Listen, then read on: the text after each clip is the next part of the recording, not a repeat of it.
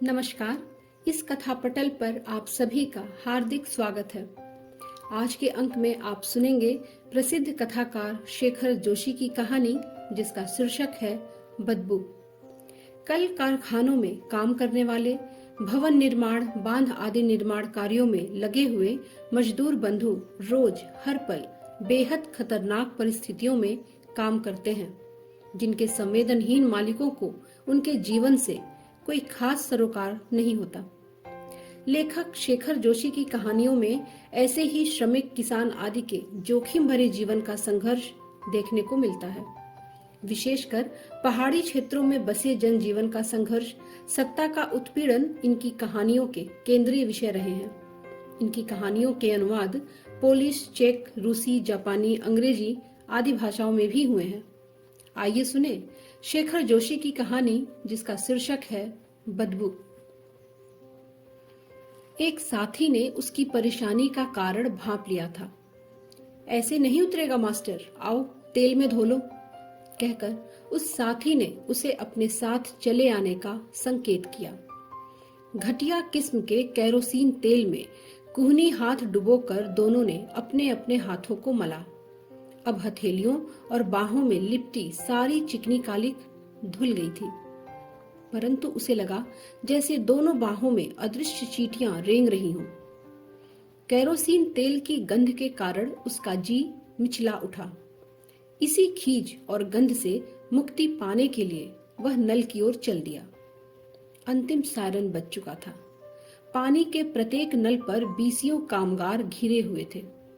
कुछ लोग हाथों में साबुन मल रहे थे और शेष मल चुकने पर हाथों को पानी से धोने के लिए अपनी बारी की प्रतीक्षा कर रहे थे।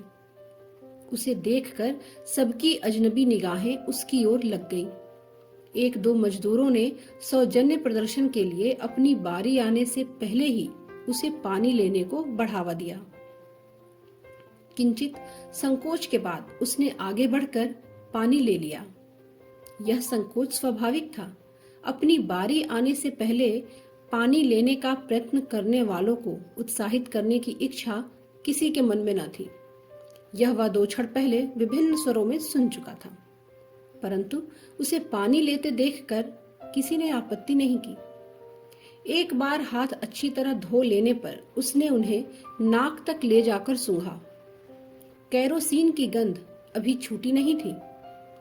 दोबारा साबुन से धो लेने पर भी उसे वैसी ही गंध का आभास हुआ। फिर एक बार और साबुन जेब से निकालकर उसने हाथों में मलना शुरू कर दिया। घासी रस ले लेकर एक किस्सा सुनाने लगा और सारा समूह अपनी व्यस्तता भूलकर उसकी बात सुनता रहा। एक गांव के मेहतर की लड़की थी। उसकी शादी हुई शहर में। जैसा तुम जानो, गांव के मेहतरों को तो कभी गंदा उठाने की जरूरत ही नहीं पड़ती। नई नई शहर में गई तो दिन रात नाक चढ़ाकर अपने खसम से कहा करे, बदबू आती है, बदबू आती है। मालिक क्या करता? उसकी खातिर पेशा तो छोड़ नहीं सकता था। धीरे धीरे लड़की भी काम पर जाने लगी। साल 6 महीने के बाद मेहतर की सासू शहर देखने आई। रास्ते में ही हाथ में झाड़ू बाल्टी लिए बेटी मिल गई। माँ पहले तो लाड़ से बेटी से गले मिली और फिर नाक पर आंचल रख लिया। बेटी ने पूछा, ए अम्मा, नाक मुंह क्यों बंद कर लिया? माँ बोली, बेटी बदबू आती है। बेटी अचंभे से बोली, कैसी बदबू? मुझे तो कुछ भी नहीं मालूम देती। नल के इर्द गिर्द घिरे हुए सभी कामगारों के थके चेहरों पर भी उसकी बात सुनकर हंसी खिल गई। घासी ने ही फिर बात को स्पष्ट किया, ये भाई भी अभी हाथ नाक पे ले जाके सूंघ रहे थे, तभी किस्सा याद आया। पहले पहल हम भी ऐसे ही सूंघा करते थे, पर अब तो ससुरा पता ही नहीं लगता। कितनी बार तो साबुन नहीं मिलता, ऐसे ही पोंछ पाछ कर रोटी खाने बैठ जाते हैं। संकेत उसी की ओर था। परिहास के उत्तर में गंभीर हो जाना उसे उचित नहीं लगा। सभी की हंसी में उसने अपना योग भी दे दिया, परंतु घासी की बात पर उसे आश्चर्य हो रहा था। तेल की ऐसी तीखी दुर्गंध को साबुन से छुटाए बिना आदमी भला चैन से रह सकेगा, इसका उसे विश्वास नहीं हो रहा था। कपड़े बदलकर वह लाइन में जा लगा। इकहरी पंक्ति के प्रारंभ में हेड फोरमैन के साथ एक गोरखा सिपाही खड़ा था। प्रत्येक मजदूर अपनी रोटी का खाली डिब्बा खोलकर उसे दिखाता और फिर दोनों हाथ ऊंचे उठाकर तलाशी देने की मुद्रा में खड़ा हो जाता। गोरखा सर्चर मजदूर की छाती, कमर, जेबों को टटोलकर आगे बढ़ जाने का संकेत करता। जल्दी घर पहुंचने की इच्छा रखने वालों को पंक्ति की धीमी गति के कारण झुंझलाहट हो रही थी। इसी झुंझलाहट में कभी कभी लोग पंक्ति में अपने से आगे वाले व्यक्ति को ठेल देते। बीच बीच में मोटा फोरमैन उनकी इस जल्दबाजी का कोई भद्दा अश्लील कारण बताकर हंस देता था। उसे फोरमैन का यह व्यवहार अच्छा नहीं लगा, परंतु उसने सुना पंक्ति में से ही कोई कह रहा था, फोरमैन जी भी बड़े रंगीले आदमी हैं। सम्मति प्रकट करने वाला एक अधेड़ उम्र का व्यक्ति था, जो अब भी कृतज्ञतापूर्ण दृष्टि से फोरमैन की ओर देख रहा था कि जैसे फोरमैन ने यह मजाक करके उन पर बड़ी कृपा कर दी हो। उसकी तलाशी देने की बारी आ गई थी। ठिगने सिपाही ने अपनी एड़ी उठाकर बड़ी कठिनाई से उसकी तलाशी ली। सिपाही के इस प्रयास को देखकर उसका मन हंसने को हुआ, परंतु मन पर अवसाद की धुंध इतनी गहरी छा गई थी कि वह हंस न सका। बड़े फाटक से पहले फिर इकहरी पंक्ति बन गई थी, परंतु इस बार पंक्ति के परले सिरे पर खड़ा हुआ सिपाही तलाशी नहीं ले रहा था, वरन यह देखने के लिए खड़ा था कि कोई भी व्यक्ति कटघरे में आड़ी गिरी हुई लकड़ी को लांघे बिना न चला जाए। अन्य सभी मजदूरों की भांति वह भी आड़ी गिरी हुई लकड़ी को लांघकर बाहर चला आया। पीछे मुड़कर उसने फिर एक बार कटघरे की ओर देखा।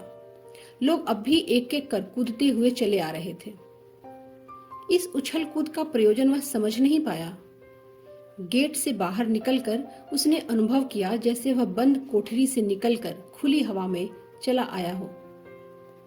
क्या आफत बना रखी है, अनायास ही उसके मुंह से निकल गया। अनजाने में कहे गए ये शब्द साथ चलने वाले एक बुजुर्ग के कानों तक पहुंच गए।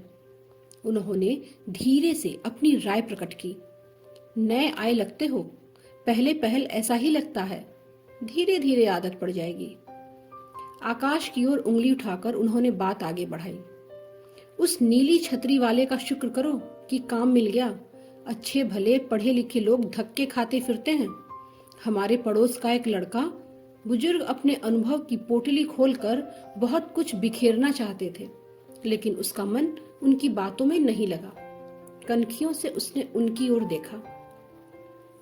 उस ऊपर वाले के एहसान का बोझ उठाते उठाते ही जैसे उनकी कमर टेढ़ी हो गई थी। वह चाल तेज कर आगे बढ़ गया। रास्ते भर उसके दिमाग में वही सब कुछ घूमता रहा जो वह दिन भर में देख सुन चुका था। घासी और उस बुजुर्ग आदमी की बात याद आने पर वह सोचने लगा, क्या सच ही एक दिन वह भी सब कुछ सहने का आदी हो जाएगा और नीली छतरी वाले के एहसानों का बोझ उसकी कमर को भी वैसे ही झुका देगा। कारखाने में यह उसका पहला दिन था। फिर एक एक कर कई दिन बीत गए, परंतु घुटन और अवसाद की छाया दिनों दिन बोझिल होती गई। शहर के बाहरी भाग में स्थित कारखाने की पहली सीटी पर प्रतिदिन कामगार लोग अपनी अपनी गृहस्थी छोड़कर हाथों में रोटी चबैना की पोटली या डिब्बा लटकाए अपनी सुध बुध खोकर तेज कदमों से कारखाने की ओर चले आते। दिन भर कारखाने की खटर पटर में मशीनों और औजारों से जूझकर थकी लस्त देह वालों का यह काफिला सांझ के धुंधलके में अपने घरों की ओर चल देता। सर्दी, गर्मी, बरसात में भी इस क्रम में कभी कोई बाधा नहीं पड़ती। कारखाने में अपने अपने अड्डे पर काम करते हुए लोगों को हर रोज सुबह से शाम तक एक ही स्थान में उन्हीं चिर परिचित मुद्राओं में देखकर उसे ऐसा लगता जैसे वह वर्षों से उन्हें उसी स्थान पर इसी रूप में देखता आ रहा हो। इस नीरस जिंदगी में कोई हलचल हो भी जाती तो उसका प्रभाव अधिक देर तक नहीं टिकता। तालाब में ठहरे हुए जल में कंकड़ फेंक देने पर जिस तरह क्षणिक हलचल होती है, वही प्रतिक्रिया वहां किसी नई घटना की होती। 1-2 दिन तक कारखाने में उस घटना की चर्चा रहती और फिर सब कुछ पूर्ववत शांत हो जाता। साथ ही कामगारों के चेहरों पर असहनीय कष्टों और दैन्य की एक गहरी छाप थी, जो आपस की बातचीत या हंसी मजाक के क्षणों में स्पष्ट झलक पड़ती थी। किसी प्रकार की नवीनता के प्रति सबके मन में एक विचित्र शंका भाव जड़ जमाए बैठा रहता। शायद यही कारण था कि अचानक ही एक छोटी सी घटना के पश्चात उसके साथियों का व्यवहार उसके प्रति शंकालु हो उठा। यह घटना कुछ विशेष नहीं थी। उस दिन कारखाने में हर जगह बीड़ी का तूफान मचा हुआ था। अबे हद हो गई यार, साला बुधवा सुलगती बीड़ी निकल गया। निगली नहीं यार, दांत के नीचे दबा रखी थी।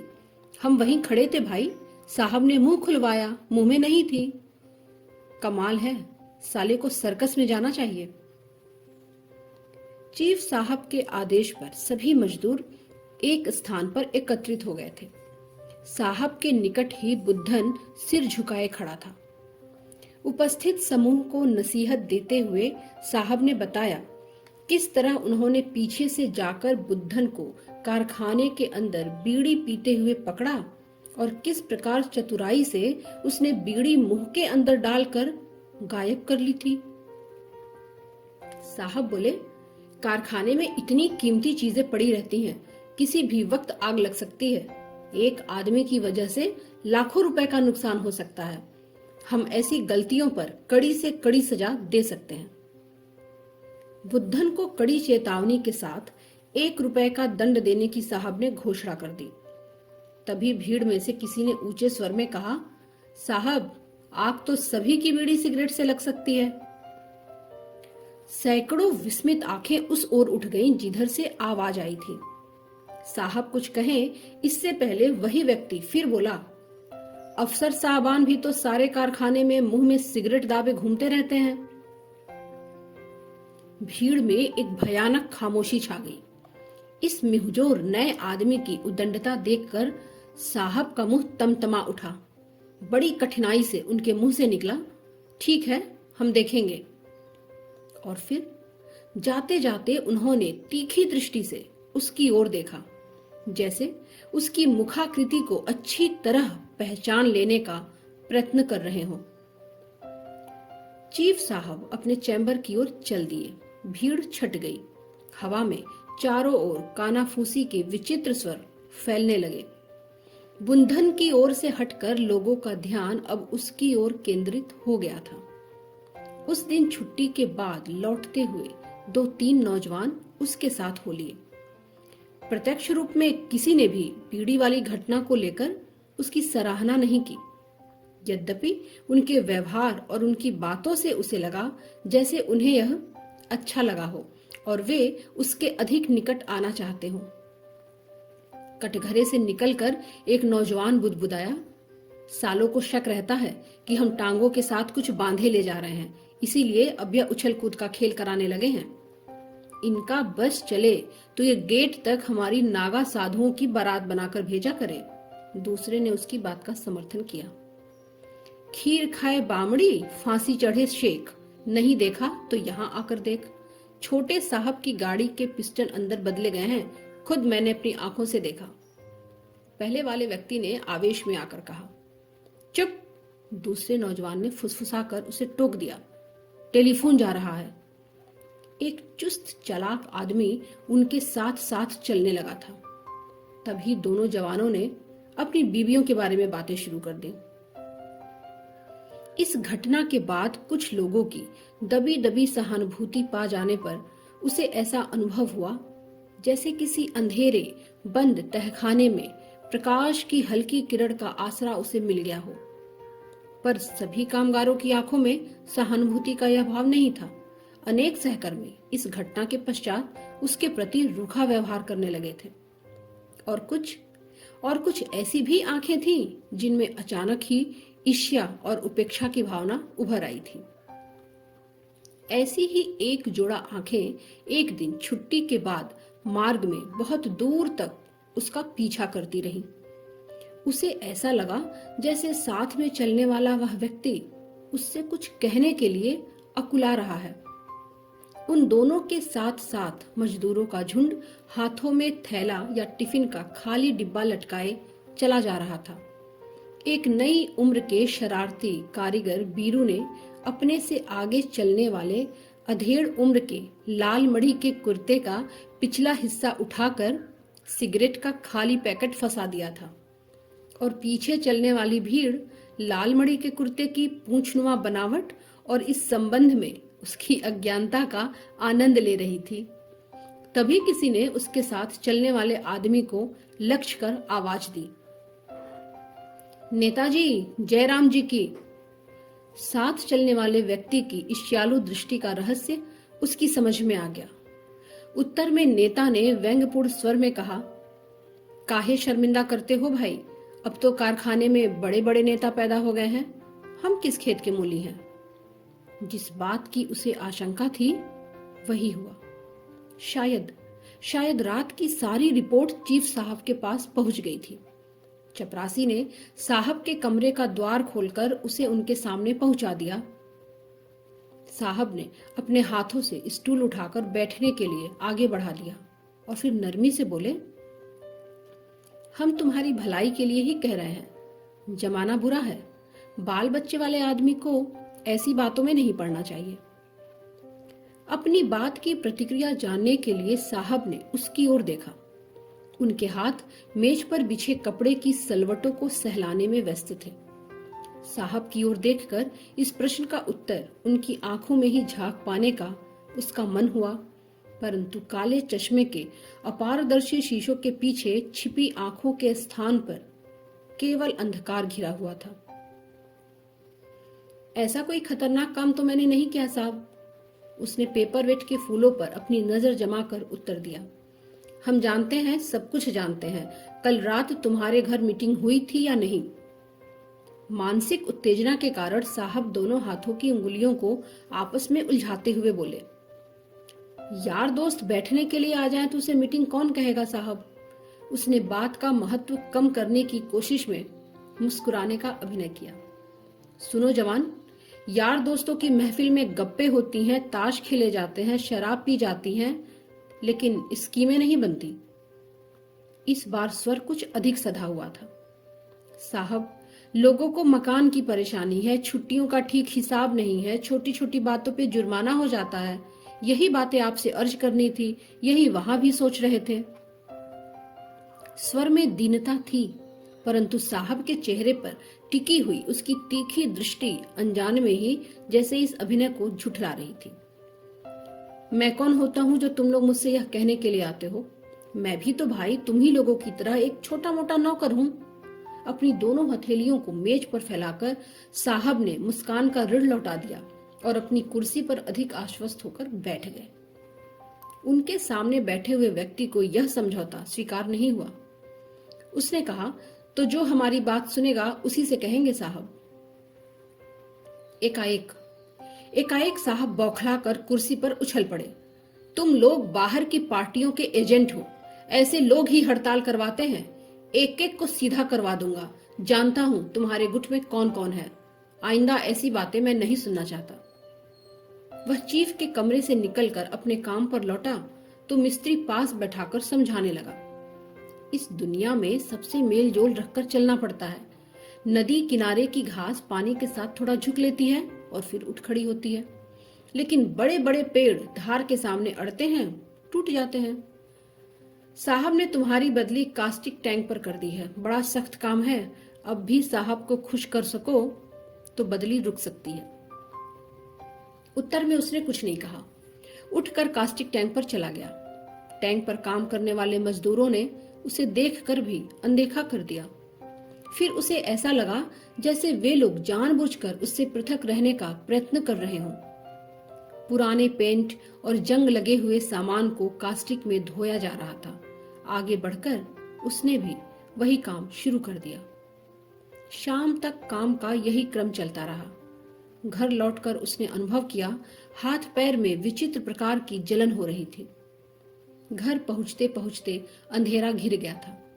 हाथ मुंह धोकर उसने जल्दी जल्दी खाना खाया और फिर बच्चे को लेकर आंगन में झिलंगी चारपाई पर आ बैठा। सांझ अत्यधिक उदास हो आई थी। बच्चे ने कुछ देर तक उससे खेलने का प्रयत्न किया, लेकिन पिता की ओर से विशेष प्रोत्साहन न पाने पर वह कब मां के पास चला गया, इसका उसे ध्यान न रहा। जिनकी उसे प्रतीक्षा थी उनमें से कोई भी नहीं आया। केवल हरिराम ने आकर अब तक 2-3 बीड़ियां फूंक ली थी।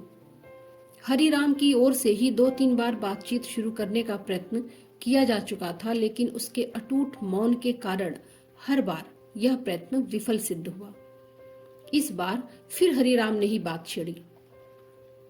घनश्याम की तो बीबी बीमार हो गई, लेकिन मोहन, राधे, हनीफ वगैरह किसी को तो आना चाहिए था। झुंझलाकर उसने उत्तर दिया, शायद उनके बच्चे बीमार हो गए हों। हरिराम ने फिर बात दोहराई। इस बार स्वर में चाटुकारिता की भरमार थी। हम तो तुम्हारे पीछे हैं भाई, जैसा तुम कहोगे वैसा करेंगे। मैं तो ठीक टाइम पर आ गया था, देख लो। तुम ठीक टाइम पर न आओगे तो चीफ साहब को रिपोर्ट कौन देगा? हरिराम की ओर उपेक्षापूर्ण दृष्टि डालकर घृणा से उसने कहा और अपनी साइकिल उठाकर बाहर चल दिया। उसके विरुद्ध कब कौन सा षड्यंत्र रच दिया जाए, इसका उसे संदेह रहने लगा था। छुट्टी होने पर उसने शीघ्रता से थैला कंधे पर डाला। दोपहर में उसने सब रोटियां खा ली थी, पर आज थैला अन्य दिनों की अपेक्षा कुछ भारी था। विस्मय से उसने रोटी के डिब्बे को खोलकर देखा। एक कागज में छोटे मोटे नट बोल्ट लिपटे रखे थे। उसने अनुभव किया कि उसके हृदय की धड़कन तेज हो गई है। आवेश में उसकी मुट्ठी भींच गई, परंतु फिर संयत होकर उसने वह सामान पास की अलमारी में डाल दिया। बाहर पंक्ति के परले सिरे पर फोरमैन चिल्ला चिल्लाकर लोगों को अपने डिब्बे थैले खोलकर दिखाने का आदेश दे रहा था। उसकी बारी आ गई थी। फोरमैन ने स्वयं डिब्बा थैला हाथों में लेकर देखा। असंतोष के कारण उसका मुंह फीका पड़ गया। सर्चर को सबकी जेबें टटोलने का उसने आदेश दिया। उसकी जेबें भी स्वयं फोरमैन ने टटोली, परंतु फोरमैन के चेहरे पर फिर निराशा छा गई। जाते जाते उसने फोरमैन की ओर देखा। फोरमैन ने आंखें भूमि की ओर झुका ली थी। गर्व से छाती उठाकर वह गेट की ओर चल दिया। प्रातःकाल अंतिम सायरन हो जाने पर गेट बंद हो जाना चाहिए। फिर आधा घंटा उसके खोले जाने की प्रतीक्षा करनी पड़ती है, परंतु व्यवहारिक रूप में ऐसा नहीं होता। सायरन सुनकर दूर से पैदल आने वाले दौड़ लगाना शुरू कर देते हैं। साइकिलों के पेंडल दुगनी गति से चलने लगते हैं। लोग हांफते हांफते 2-3 मिनट में अंदर पहुंच पाते हैं।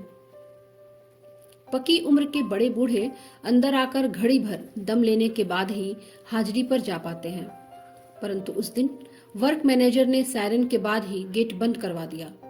वह गेट से 20-30 गज की दूरी पर ही था, परंतु वहां पहुंचने से पहले ही चौकीदार ने जाली खोल दी। अभी 20-25 आदमी और थे जो हाफते हुए चले आ रहे थे। निकट आकर सभी उदास हो गए। आधा घंटा देर से आने का दंड 6-8 आने से कम नहीं होता। पिछली बार वेतन के दिन घर जाने पर पत्नी ने उससे पूछा था, कितने हैं? 54-8 आने। अच्छा, मैंने पूरे 55 का हिसाब लगाया था। बबुआ की टोपी इस महीने भी रह गई। हाफते हुए लोगों में से कितने के बबुओं की टोपी इस बार भी रह जाएगी, उसने सोचा। परंतु तभी उसने जो कुछ सुना उसे सुनकर ऐसा लगा जैसे सारा दोष अकेले उसी का है। वह झुकी कमर वाले बुजुर्ग हाफते हुए कह रहे थे, घोड़े के पीछे और अफसर के आगे कौन समझदार जाएगा? एक आदमी के कारण इतने लोगों का नुकसान हो गया।